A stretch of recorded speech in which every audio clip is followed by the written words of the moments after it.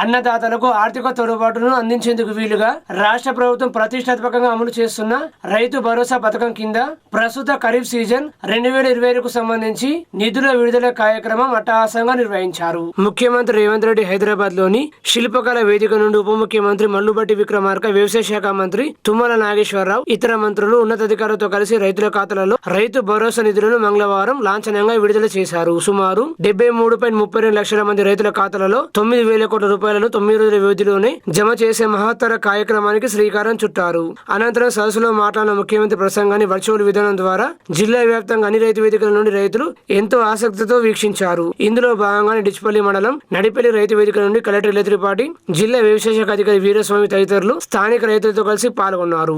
ఇచ్చిన హామీకి కట్టుబడి ముఖ్యమంత్రి రేవంత్ రెడ్డి నేతృత్వంలో రాష్ట్ర ప్రభుత్వం రైతు భరోసా నిధులు జమ చేయడం పట్ల రైతులు హర్షాత రేఖలు వెలిబుచ్చారు. రైతు భరోసా నిధులను విడుదల చేసి ఖరీఫ్ పంటల సాగుకు ప్రభుత్వం భరోసా అందించిందని కృతజ్ఞత తెలియజేశారు. ఈ కార్యక్రమంలో తహసీల్దార్ సతీష్, స్థానిక ప్రజాప్రతినిధులు, రైతులు పాల్గొన్నారు.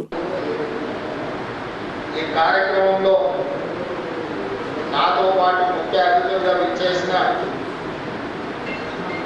సోదరులకు మనస్ఫూర్తిగా అభినందనలు, కృతజ్ఞతలు తెలియజేస్తున్నాను. రైతు సోదరులారా, ఈనాడు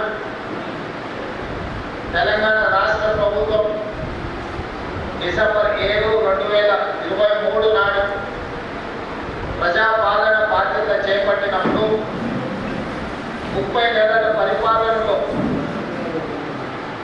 ఎదురవుతున్న సమస్యలు, వాటిని చూపిస్తున్న పరిష్కారాలు, ఈ 30 నెలల్లో రైతు సంక్షేమం కోసం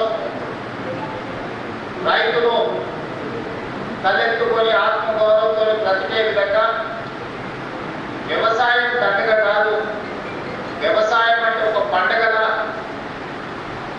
ఈనాడు తీర్చిదిద్దాలి అని మన ప్రభుత్వం సంపూర్ణంగా ప్రయత్నం చేస్తుంది. ఇవాళ కొన్ని అంశాలు వేదిక మీద ఉన్న మా ఆడపడుతులు, మా అక్కలు, మా చెల్లెళ్ళు చాలా మంది చదువుకున్న వాళ్ళు ఉన్నారు. మా యువ మిత్రులు ఒకప్పుడు పచ్చగట్టుకొని వ్యవసాయం చేసే కాడి నుంచి పాయింట్ షర్ట్ వేసుకొని వ్యవసాయం దాటి ఈరోజు సూట్ వేసుకున్న సోదరులు కూడా వ్యవసాయ పనుల్లో నిమగ్నమవుతున్న సందర్భంలో కొన్ని అంశాలను మీ ముందు ప్రస్తావించాలని ఈరోజు నేను భావిస్తున్నాను.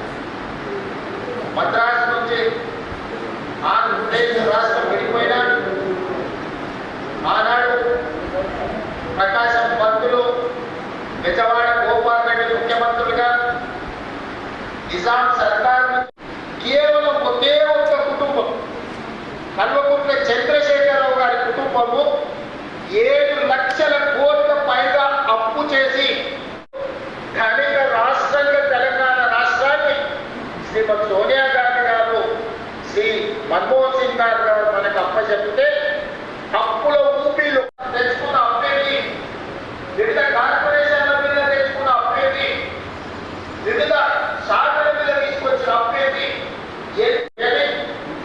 ఆర్థిక శాఖలో పనిచేస్తున్న అధికారుల నుంచి కూర్చోబెట్టండి ఒక చీఫ్ సెక్రటరీ గారు.